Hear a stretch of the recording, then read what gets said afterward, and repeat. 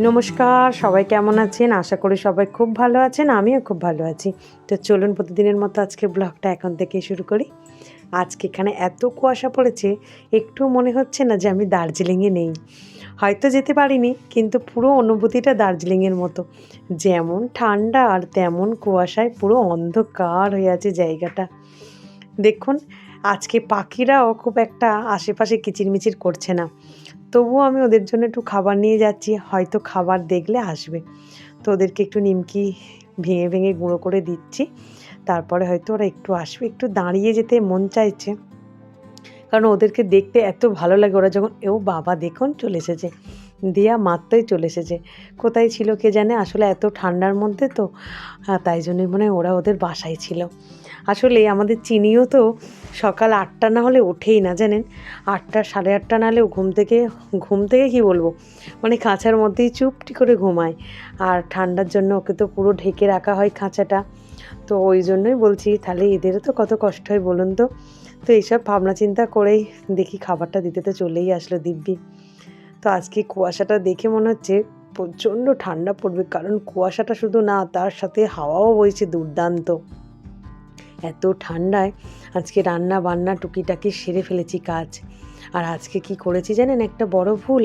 গতকাল দুপুরে মুড়ি খেয়ে আর আমার ভাগের ভাতটা রেখে দিয়েছিলাম আজকে খাবো বলে, তাও পান্তা জানেন।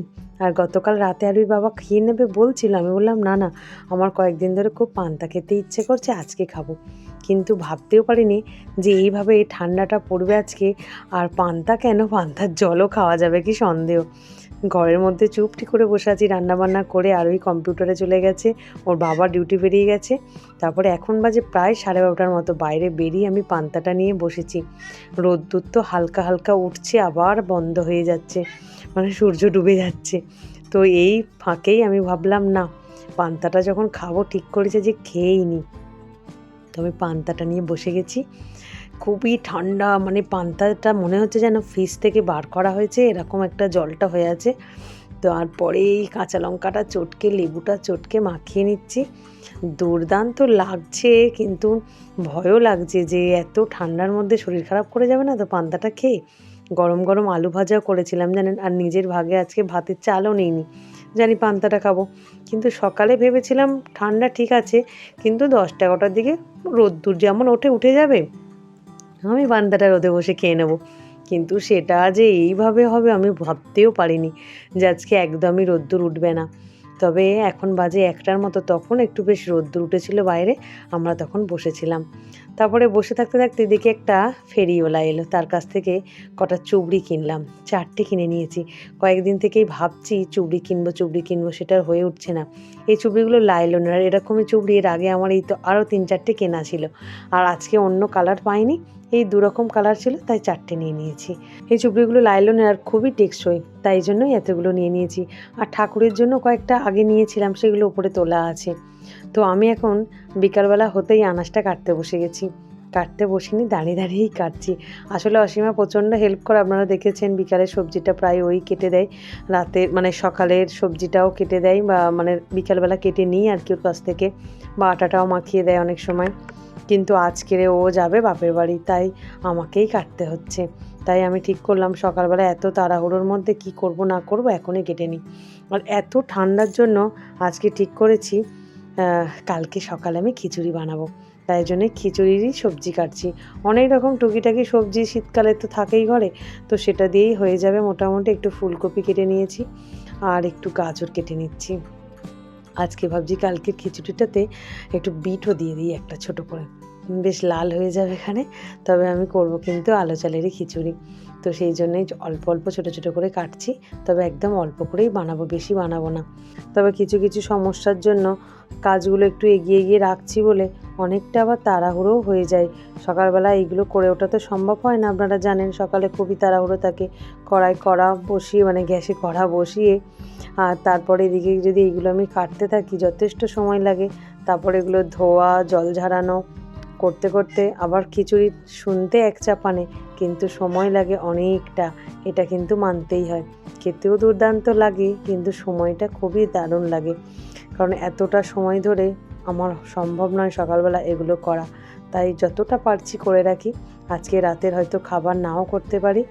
তা আরোহীর বাবা কি করে দেখি, হয়তো উনি আজকে একটু মেয়ের আবদার রাখতে গতকাল বলেছিল একটু বিরিয়ানি আনার কথা, মানে মেয়ে বলেছিল, তো আজকে উনি বলে গেছে যে আমাকে একটু ফোন করবে, দেখছি নিয়ে আসবো। তো মেয়ের যদি খাওয়া হয়ে যায় আমাদেরও হয়ে যাবে, তো সেই জন্যই রাতে আর খাবার বানাতে হবে না আজকে, সেই ছুটিটা হয়তো আজকে পাবো। তো সেই জন্যই ঠিক করলাম না বসে দাঁড়িয়ে না থেকে আমি বললাম এই কাজগুলো টুকটুক করে রাখি। বসে থাকলেই বসে থাকা হবে, কষ্টের তো শেষ নেই। এই সময়টা যারা পার করছে তারা জানে কী সময়, বা যারা করে এসেছে তারাও জানে। তবুও যারা করে চলে এসেছে তারা অনেকটা ভুলে যাবে, কিন্তু যারা করছে এখন তারা বুঝতে পারছে। তবে এই প্রশ্নের উত্তর আপনারা খুব তাড়াতাড়ি পেয়ে যাবেন কী সময়ের কথা বলছি। তো যাই হোক, চলুন অনেক গল্প করে ফেলেছি।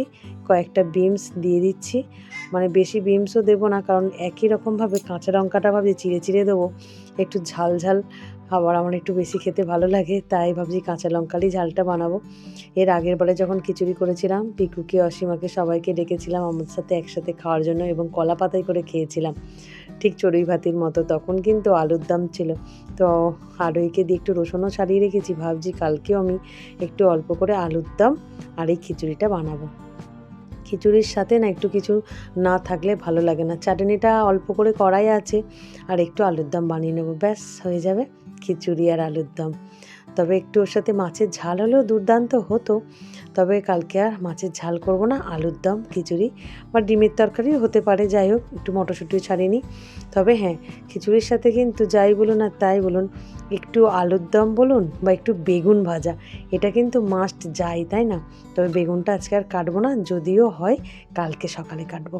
একটু মটরশুঁটিও চটপট করে ছাড়িয়ে নিচ্ছি, আর ভাবছি অল্প একটু বাঁধাকপি দিয়ে দিই, কারণ মানে সবজি যত দেবেন ততই সুন্দর হয়। তাই একটু অল্প করে বাঁধাকপিও কেটে নিচ্ছি। ব্যাস, দেখলেন কত কি সবজি কাটা হয়ে গেল। সকালে শুধু আলুটা কাটবো, কমপ্লিট করে ফেলবো। তো চলুন, কাটাকুটিও শেষ, ভিডিওটা আজ এখানেই শেষ করছি। সন্ধে দিতে হবে, সন্ধে হয়ে গেল। আজকে ব্লগটা এখানেই শেষ করছি, আগামীকাল আবার দেখা হবে। সবাই ভালো থাকবেন, সবাই সুস্থ থাকবেন, সবাইকে ভালো রাখবেন। আর ভিডিওটা কেমন লাগলো অবশ্যই কমেন্ট করে জানাবেন। ভালো লাগলে একটা লাইক সাবস্ক্রাইব করে পাশে থাকবেন। টাটা।